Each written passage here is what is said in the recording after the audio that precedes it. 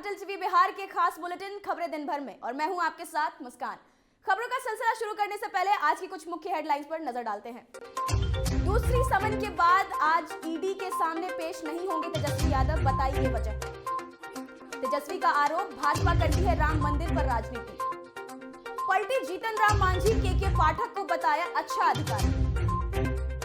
सुशील मोदी का जन्मदिन कल, लगे संकट मोचन के पोस्टर्स। 1,10,000 शिक्षकों को 13 जनवरी को मिलेगी ज्वाइनिंग लेटर। मोदी और अमित शाह के बिहार आने से पहले जदयू का बड़ा हमला। अब खबरें विस्तार में। दरअसल लैंड फॉर जॉब मामले में ईडी ने तेजस्वी को 5 दिसंबर को पूछताछ के लिए दिल्ली के ईडी कार्यालय में बुलाया था, लेकिन आरजेडी सूत्रों से मिली जानकारी के मुताबिक इस बार भी तेजस्वी यादव ईडी के समक्ष पेश नहीं होंगे। तेजस्वी यादव को ईडी ने दूसरी बार समन भेजा और बुलाया था, लेकिन तेजस्वी ने एक बार फिर जाने से इनकार कर दिया है। तेजस्वी कल ईडी के समक्ष पेश नहीं होंगे। वहीं डिप्टी सीएम की ईडी के समक्ष पेश ना होने की वजह उनकी पहले से तय कार्यक्रम को बताया जा रहा है कि तेजस्वी यादव पहले से निर्धारित कार्यक्रम में जुटे हैं, जिसके कारण वो ईडी के समक्ष पेश नहीं होंगे। आपको बता दें, इसके पहले भी तेजस्वी यादव को 22 दिसंबर और 27 दिसंबर को लालू प्रसाद यादव को पूछताछ के लिए दिल्ली स्थित मुख्यालय में बुलाया गया था, लेकिन लालू यादव और तेजस्वी यादव दोनों की ईडी के सामने पेशी नहीं हुई थी, जिसके बाद ईडी ने तेजस्वी यादव को फिर से 5 जनवरी को दिल्ली कार्यालय में पूछताछ के लिए बुलाया था।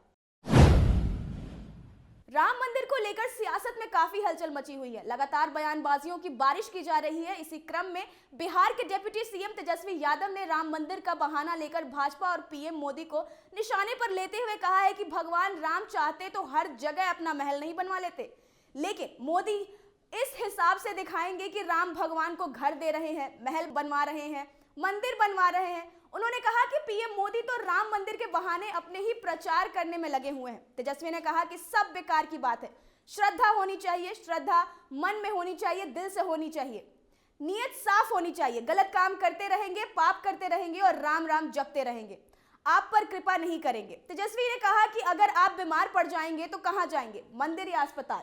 पढ़ाई की जरूरत होगी तो कहां जाएंगे, स्कूल या मंदिर? नरेंद्र मोदी को उन्होंने मिलावटी झूठ बोलने का होलसेलर और डिस्ट्रीब्यूटर करार कर दिया है।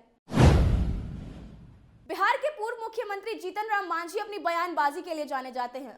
अब मांझी बिहार में चल रही शिक्षक नियुक्ति पोस्टिंग को लेकर गंभीर सवाल उठाए हैं। नीतीश सरकार ने शिक्षा विभाग में सुधार और शिक्षकों की नियुक्ति का पूरा जिम्मा अपर मुख्य सचिव के पाठक को दे रखा है। इसी बीच के पाठक के नेतृत्व में नवनियुक्त शिक्षकों की पोस्टिंग में घोटाले के आरोप लगा चुके पूर्व सीएम मांझी ने अब पलटी मार दी है। जीतन राम मांझी अब के पाठक की प्रशंसा करते नहीं थक रहे हैं, और के पाठक की प्रशंसा यानी सीधे नीतीश की प्रशंसा करना हुआ। जीतन राम मांझी ने लिखा है, वैसे तो के पाठक साहब शिक्षा के दिशा में अद्वितीय काम कर रहे हैं, पर यदि वह एक काम और कर दे तो शिक्षा के क्षेत्र में ऐतिहासिक सुधार हो जाएगा। मुख्य सचिव का बच्चा हो या चपरासी का, विधायक का बच्चा हो या मंत्री का, सरकार से वेतन उठाने वाले बच्चों को सरकारी स्कूल में ही पढ़ेंगे। एक बार फिर जीतन राम मांझी का मिजाज बदला हुआ दिख रहा है।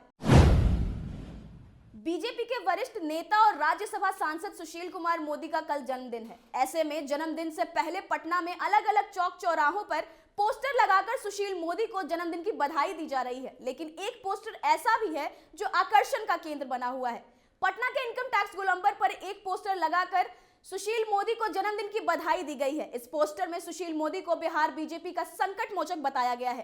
पोस्टर पर हनुमान जी और सुशील मोदी की बड़ी सी तस्वीर है। Poster Sushil Modi fans association Bihar की ओर से लगाया गया है। एक साथ 1,10,000 शिक्षकों को नियुक्ति पत्र देकर नीतीश सरकार फिर से इतिहास रचने जा रही है। 13 जनवरी को बिहार लोक सेवा आयोग से अनुशंसित 1,10,000 शिक्षकों को एक दिन में नियुक्ति पत्र दिया जाएगा।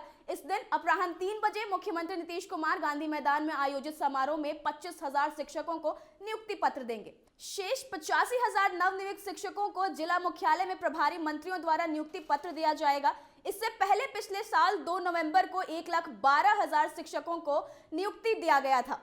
3 महीने के अंदर करीब 2.25 लाख युवाओं को शिक्षक नियुक्ति पत्र देने वाला बिहार देश में पहला प्रांत होगा। लोकसभा चुनाव में अब कुछ ही समय बचा है और ऐसे में बिहार की राजनीति भी उफान पर है।